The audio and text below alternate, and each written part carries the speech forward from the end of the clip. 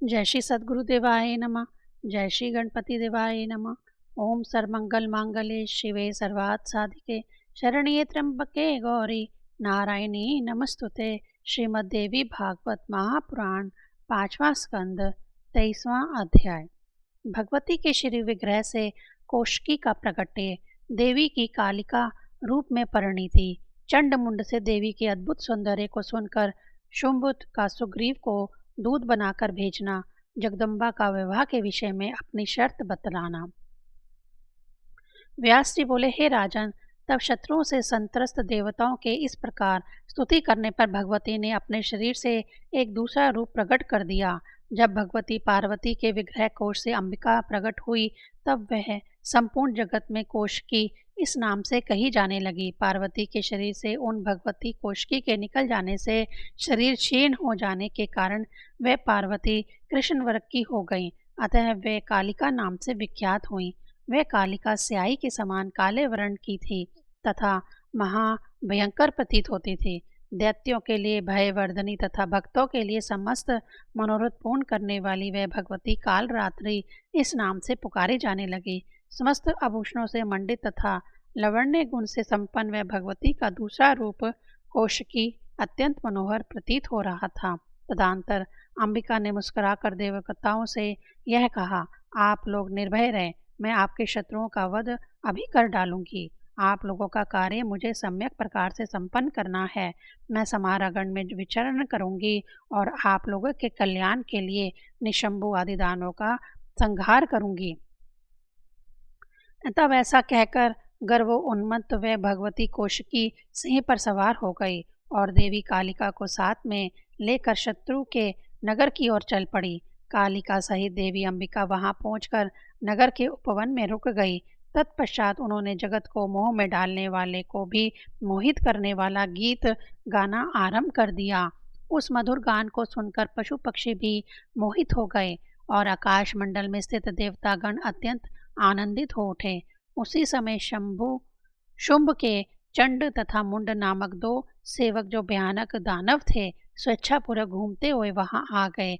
उन्होंने देखा कि दिव्य स्वरूप वाली भगवती अंबिका गायन में लीन है और कालिका उनके सन्मुख विराजमान है। हे नृपश्रेष्ठ, उन दिव्य रूप वाली भगवती को देखकर दोनों दानव विस्मय में पड़ गए। वे तुरंत शुंभ के पास जा पहुंचे। अपने महल में बैठे हुए उस दानवराज शुंभ के पास जाकर उन दोनों ने सिर झुकाकर राजा को प्रणाम करके मधुर वाणी में कहा, हे राजन, कामदेव को भी मोहित कर देने वाली एक सुंदरी हिमालय से यहाँ आई हुई है। वह सिंह पर सवार हैं तथा सभी शुभ लक्षणों से संपन्न हैं। ऐसी उत्तम स्त्री न स्वर्ग में है और न गंधर्व लोक में। संपूर्ण पृथ्वी पर ऐसी सुंदरी स्त्री ना तो कहीं देखी गई है और ना ही सुनी ही गई। हे राजन, वह ऐसा गाती है कि उसके गाने पर सभी मुग्ध हो जाते हैं। उसके मधुर स्वर से मोहित होकर मृग भी उसके पास बैठे रह जाते हैं। हे नृपश्रेष्ठ, अब आप यह पता लगाइए कि यह किसकी पुत्री है और किस लिए यहाँ आई हुई है। उसके बाद उसे अपने यहाँ रख लीजिए, क्योंकि वह सुंदरी आपके योग्य है। यह जानकारी प्राप्त करके आप उस सुंदर नेत्रों वाली स्त्री को अपने घर ले आइए और अपनी भार्या बना लीजिए, क्योंकि ऐसी स्त्री निश्चित रूप से संसार में नहीं है। हे राजन, आप देवताओं के संपूर्ण रत्न अपने अधिकार में कर चुके हैं, तो फिर हे नृपश्रेष्ठ, इस सुंदरी को भी आप अपने अधिकार में क्यों नहीं कर लेते। हे राजन, आपने बलपूर्वक इंद्र का ऐश्वर्य युक्त ऐरावत हाथी, परिजात वृक्ष और सप्त मुख वाला उच्छ्रवा घोड़ा छीन लिया। हे नृप, आपने ब्रह्मा जी के हंसध्वज संपन्न दिव्य तथा रत्नमय अद्भुत विमान को बलपूर्वक अपने अधिकार में कर लिया। हे राजन, आपने बलपूर्वक कुबेर की पद्म नामक निधि को छीन लिया है और वरुण के श्वेत छत्र को अपने अधिकार में कर लिया है। हे नृपश्रेष्ठ, आपके भाई निशुंभ को ने भी वरुण को पराजित करके उसके पाश को हठपूर्वक छीन लिया है। हे महाराज, आपके भय से समुंदर ने कभी भी ना मुरझाने वाली कमल पुष्पों की माला और विविध प्रकार के रत्न आपको प्रदान किए हैं। आपने मृत्यु को जीतकर उसकी शक्ति को तथा यमराज को जीतकर उसके अति भीषण दंड को अपने पूर्ण अधिकार में कर लिया है। हे राजन, आपके पराक्रम का और क्या वर्णन किया जाए। समुद्र से प्रबुद्ध कामधेनु आपने छीन ली, जो इस समय आपके पास विद्यमान है।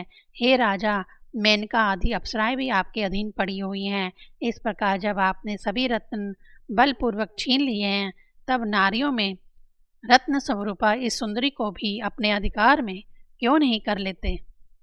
इस प्रकार जब आपने सभी रत्न बलपूर्वक छीन लिए हैं, तब नारियों में रत्न स्वरूपा उस सुंदरी को भी अपने अधिकार में क्यों नहीं कर लेते।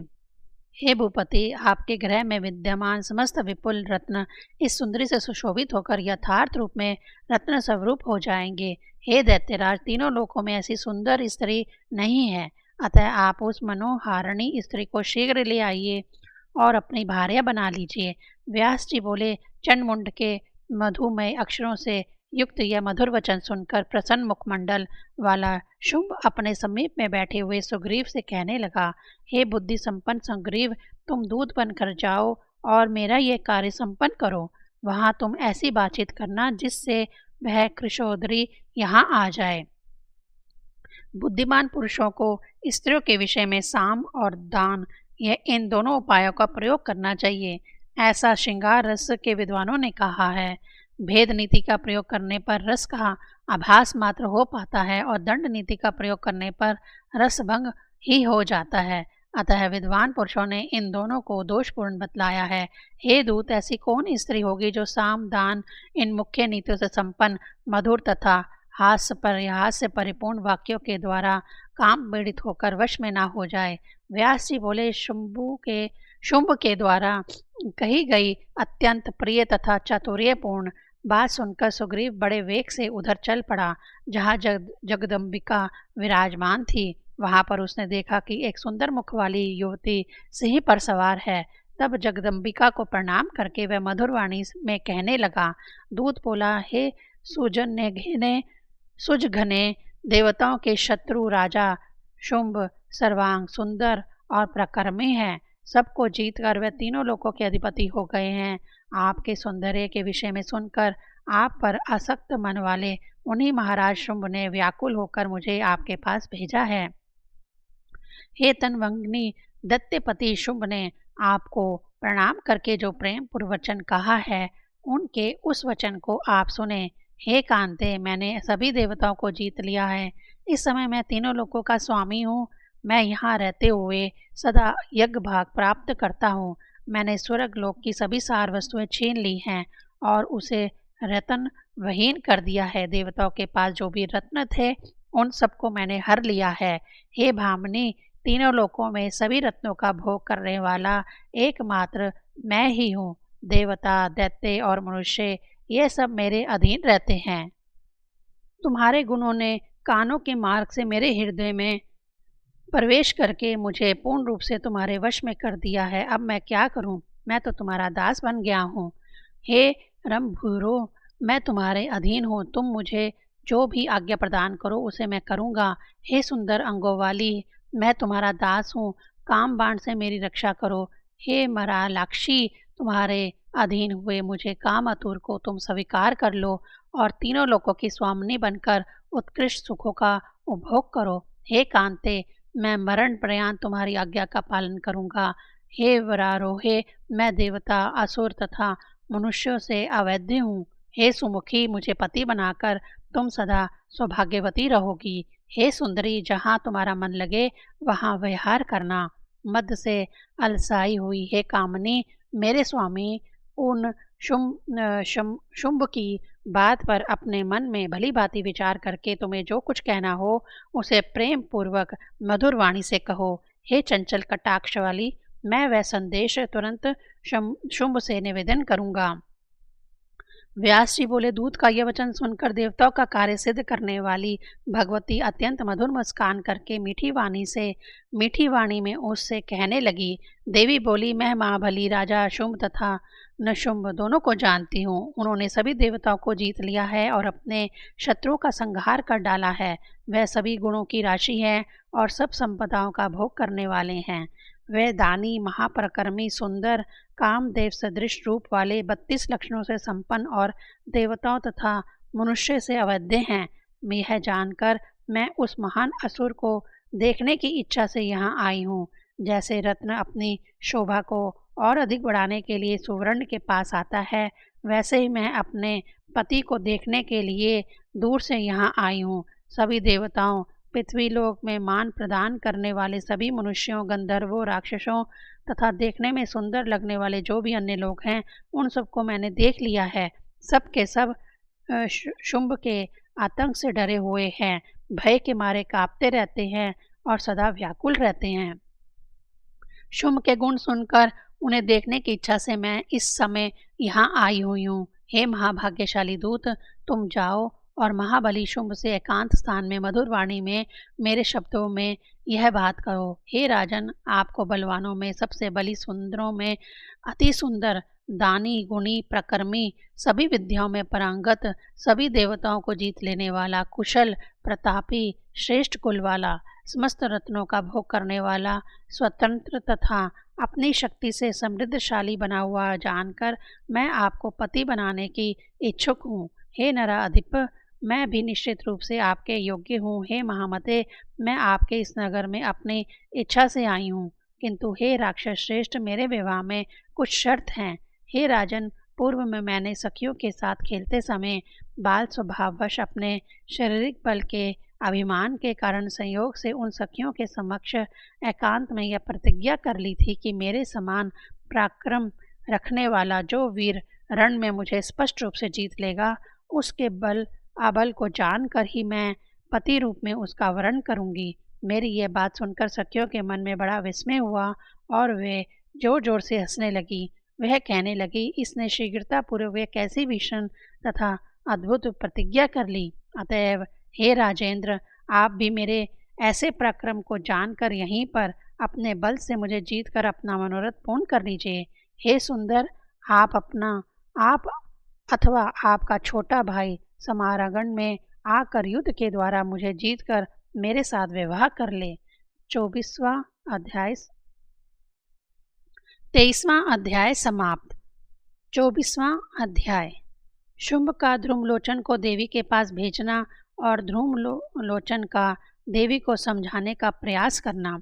व्यास जी बोले, भगवती का यह वचन सुनकर वह दूत विस्मित हो गया और उसने देवी से कहा, हे सुंदर कटाक्ष वाली, तुम स्त्री स्वभाव के कारण साहसपूर्वक या क्या बोल रही हो। हे भामिनी, हे देवी, जिन्होंने इंद्र आदि देवताओं तथा अन्य दैत्यों को पराजित कर दिया है, उन्हें तुम संग्राम में जीतने की अभिलाषा कैसे रखती हो।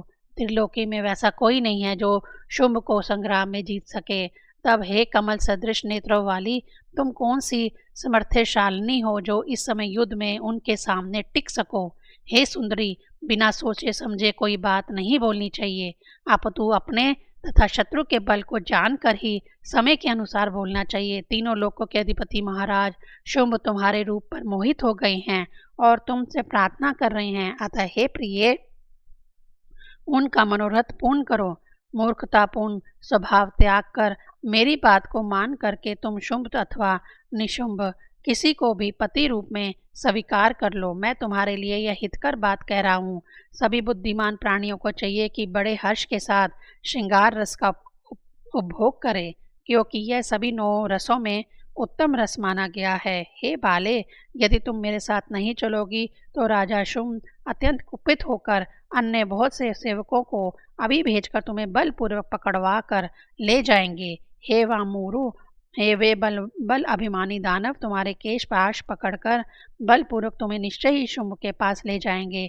अतः हे कोमलांगनी, अपनी लज्जा की रक्षा करो और इस दुस्साहस को पूर्ण रूप से छोड़ दो। तुम सम्मानित होकर उनके पास चलो, क्योंकि तुम सम्मान की पात्र हो। कहाँ तीक्ष्ण बाणों से होने वाला युद्ध और कहाँ रति क्रीड़ा से उत्पन्न होने वाला सुख। सार असार बात पर सही से विचार करके तुम मेरे हितकर वचन को मान लो और शुंभ अथवा निशुंभ को अपना पति स्वीकार कर लो। इससे तुम परम सुख प्राप्त करोगी। देवी बोली, हे महाभाग दूत, तुम बात करने में निपुण हो, यह सत्य है। शुंभ और निशुंभ निश्चय ही बलवान है, यह मैं जानती हूँ, किंतु मैंने बाल्यकाल से ही जो प्रतिज्ञा कर रखी है उसे मिथ्या कैसे किया जाए। अतः तुम निशुंभ से अथवा उससे भी बलवान शुंभ से यह कह दो कि बिना युद्ध किए मात्र सौंदर्य के बल पर कोई भी मेरा पति नहीं बन सकेगा। मुझे अपने बल से जीतकर वह अभी पानी ग्रहण कर ले। हे राजन, आप यह जान लीजिए कि मैं अबला होती हुई भी युद्ध की इच्छा से यहाँ आई हूँ। यदि तुम समर्थ हो तो मेरे साथ युद्ध करो और वीर धर्म का पालन करो। इसके अतिरिक्त यदि मेरे त्रिशूल से डरते हो और यदि जीने की तुम्हारी अभिलाषा है तो स्वर्ग और पृथ्वी लोक को छोड़कर अविलंब पाताल लोक चले जाओ। हे दूत, अभी जाकर अपने स्वामी से आदर पूर्वक ये बातें कह दो। इसके बाद वह महाबली शुंभ विचार करके जो उचित होगा उसे करेंगे। संसार में यही दूत धर्म है कि जो सच्ची बात हो उसे वैसा का वैसा शत्रु और स्वामी दोनों के प्रति अवश्य कह दे। हे धर्मज्ञ, तुम भी वैसा ही व्यवहार करो, विलंब मत करो। व्यास जी बोले, उस समय भगवती जगदम्बिका के नीति युक्त शक्ति संपन्न हेतुपूर्ण और ओजस्वी वचन सुनकर वह दूत आश्चर्यचकित हो गया और वहां से लौट आ गया। दैत्यपति शुंभ के पास पहुंचकर बार बार विचार करके वह दूत विनम्र भाव से अपने राजा को प्रणाम करके उनसे नीतिपूर्ण मृदुता से युक्त तथा मनोहर बात कहने लगा। दूत बोला, हे राजेंद्र, सत्य और प्रिय बात कहनी चाहिए, इसीलिए मैं अत्यंत चिंता में पड़ा हुआ हूँ, क्योंकि जो सत्य हो और प्रिय भी हो वैसा वचन निश्चय ही दुर्लभ है। अप्रिय बोलने वाले दूतों पर राजा सर्वदा कुपित हो सकते हैं, तथापि अपना धर्म पालन करते हुए मैं सच्ची बात कह रहा हूँ। वह स्त्री कहाँ से आई है, किसकी पुत्री है और कितनी सबल अथवा निर्बल है, इनमें से कुछ भी मैं नहीं जान सका। तब मैं उसके मन की बात क्या बताऊं। मुझे तो वह घमंडी, कटु बोलने वाली और सदा युद्ध के लिए उत्सुक दिखाई पड़ती थी। हे महामते, उस स्त्री ने जो कुछ कहा है उसे आप भली भांति सुने। मैंने पहले ही बाल्यावस्था में सखियों के समक्ष विनोदवश विवाह के विषय में यह प्रतिज्ञा कर ली थी कि जो युद्ध में मुझे जीत लेगा और मेरे अभिमान को चूर्ण कर देगा, उसी समान बल वाले मैं पति रूप में से वरण करूंगी। हे निर्श्रेष्ठ, मेरी वह प्रतिज्ञा मिथ्या नहीं की जानी चाहिए। अतः हे धर्मज्ञ, मेरे साथ युद्ध करो और मुझे जीत कर अपने अधीन कर लो। उस स्त्री के द्वारा कही गई ये बात सुनकर मैं आपके पास आया हूँ। हे महाराज, अब आप जैसा भी अपना हित समझते हो वैसा ही करें। आयुधों से सुसज्जित तथा सिंह पर सवार वह युद्ध के लिए दृढ़ संकल्प किए हुए है। हे भूप, वह अपनी बात पर अडिग है, अतः जो उचित हो उसे आप करें। व्यास जी बोले, अपने दूत सुग्रीव की यह वचन सुनकर राजा शुंभ ने पास में ही बैठे हुए शूरवीर तथा महाबली भाई निशुंभ से पूछा। शुंभ बोला, हे भाई, इस स्थिति में मुझे क्या करना चाहिए। हे महामते, सच सच बतलाओ। एक स्त्री युद्ध की अभिलाषा रखती है, इस समय हमें युद्ध के लिए बुला रही है, अतः युद्ध स्थल में मैं जाऊं अथवा सेना लेकर तुम जाओगे। हे निशुंभ, इस विषय में तुम्हें जो अच्छा लगेगा निश्चय ही मैं वही करूंगा। निशुंभ बोला, हे वीर, अभी रण क्षेत्र में ना मुझे और ना ही तो आपको जाना चाहिए। हे महाराज, शीघ्र ही ध्रुमलोचन को भेज दीजिए। वहां जाकर युद्ध में उस सुंदर नेत्र वाली स्त्री को जीत कर और उसे पकड़कर वह यहाँ ले आएगा। तत्पश्चात हे शुंभ, आप उसके साथ सम्यक व्यवहार कर लीजिए। व्यास जी बोले, अपने छोटे भाई की वह बात सुनकर शुंभ ने अपने पास ही बैठे हुए ध्रुमलोचन को जाने के लिए क्रोधपूर्वक आदेश दिया। शुंभ बोला, हे ध्रुमलोचन, तुम एक विशाल सेना लेकर अभी जाओ और अपने बल के मद में चूर रहने वाली उस मूढ़ स्त्री को पकड़ कर ले आओ।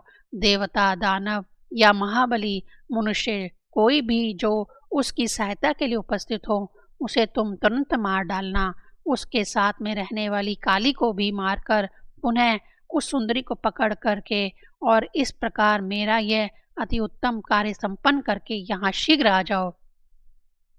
हे वीर, कोमल बाणों को छोड़ती हुई उस सुकोमल शरीर वाली कृशोदरी साध्वी स्त्री की तुम प्रयत्न पूर्वक रक्षा करना। हाथ में शस्त्र धारण किए हुए उसके जो भी सहायक रण में हो उन्हें मार डालना, किंतु उसे मत मारना। सब तरह से प्रत्यंत पूर्वक उसकी रक्षा करना। व्यास जी बोले, अपने राजा शुंभ का यह आदेश पाकर धूम्रलोचन उसे प्रणाम करके सेना साथ लेकर तुरंत युद्ध भूमि की ओर चल पड़ा। उसके साथ में 60,000 राक्षस थे। वहां पहुंचकर उसने एक मनोहर उपवन में विराजमान भगवती जगदम्बा को देखा। हिरण के बच्चे के समान नेत्रों वाली देवी को देखकर वह विनम्रता पूर्वक उनसे मधुर हेतु युक्त तथा सरस वचन कहने लगा। हे महाभाग्यवती देवी, सुनो, शुंभ तुम्हारे विरह से अत्यंत व्याकुल है। नीति निपुण महाराज ने रस भंग होने के भय से उद्विग्न होकर शांति पूर्वक तुम्हारे पास स्वयं एक दूत भेजा था। हे सुमुखी, तो उसने लौटकर विपरीत बात कह दी। उस बात से मेरे स्वामी महाराज शुंभ के मन में बहुत चिंता व्याप्त हो गई है। हे रस तत्व को जानने वाली शुंभ इस समय काम से विमोहित हो गए हैं। वह दूत तुम्हारे सहेतुक वचनों को नहीं समझ सके हैं। तुमने जो यह कठिन वचन कहा था कि जो मुझे संग्राम में जीतेगा, उस संग्राम का तात्पर्य वह नहीं जान सका। हे माननी, संग्राम दो प्रकार का होता है, काम जनित और उत्साह जनित। पात्र भेद से समय समय पर इनका अलग अलग अर्थ किया जाता है। हे वामोरु, आप दोनों में उन दोनों में आप जैसी युवती के साथ होने वाले संग्राम को काम जनित संग्राम और शत्रु के साथ होने वाले संग्राम को उत्साह जनित संग्राम कहा गया है। हे कांते, उनमें प्रथम रतिजन्य संग्राम सुखदायक और शत्रु के साथ किया जाने वाला उत्साहजन्य संग्राम दुखदायक कहा गया है। हे सुंदरी, मैं तुम्हारे मन की बात जानता हूँ। तुम्हारे मन में रतिजन्य संग्राम का भाव है। मुझको यह सब जानने में निपुण समझकर ही महाराज शंभू ने विशाल सेना के साथ इस समय मुझे आपके पास भेजा है। हे महाभागे, तुम बड़ी चतुर हो। मेरे मधुर वचन सुनो। देवताओं का अभिमान चूर्ण कर देने वाली त्रिलोक अधिपति शंभू को पति रूप से स्वीकार कर लो और उनकी प्रिय पटरानी बनकर अति उत्तम सुखों का उपभोग करो। काम संबंधी बल का रहस्य जानने वाले विशाल बाहु शंभू तुम्हें जीत लेंगे। तुम उनके साथ विचित्र हाव भाव करो, वे भी वैसे ही हाव भाव प्रदर्शित करेंगे। यह कालिका उस अवसर पर हास विलास की साक्षी रहेगी। इस प्रकार काम तत्व के परम वक्ता मेरे स्वामी शुंभ काम युद्ध के द्वारा तुम्हें सुख शैया पर जीत कर शिथिल कर देंगे। वे महाराज शुंभ अपने नखों के आघात से तुम्हें रक्त रंजित शरीर वाली बना देंगे। दांतों से काट कर तुम्हारे होठों को खंडित कर देंगे, तुम्हें पसीने से तर कर देंगे और मर्दित कर डालेंगे। तो अब तुम्हारा रति संग्राम संबंधित मनोरथ पूर्ण हो जाएगा। हे प्रिय, तुम्हें देखते ही शुंभ पूर्ण रूप से तुम्हारे वशीभूत हो जाएंगे। अतः मेरी उचित कल्याणकारी और सुखकर बात मान लो। तुम माननियों में अत्यंत माननीय हो, अतः गण अध्यक्ष शुंभ को स्वीकार कर लो। जो शस्त्र युद्ध से प्रेम रखते हैं वह अवश्य ही मंद भाग्य हैं। रति क्रीड़ा में प्रीति रखने वाले हे कांते, तुम शस्त्र युद्ध के योग्य नहीं हो। जैसे कामनी के पद प्रहार से अशोक मुख मदरा के सचेन से मोल सेरी और उर्बुक प्रफुल्लित हो उठता है, उसी प्रकार तुम भी महाराज शुंभ को शोक रहित और आनंदित करो। 24वां अध्याय समाप्त। ओम ऐं ह्रीं क्लीं चामुंडाय विच्चे।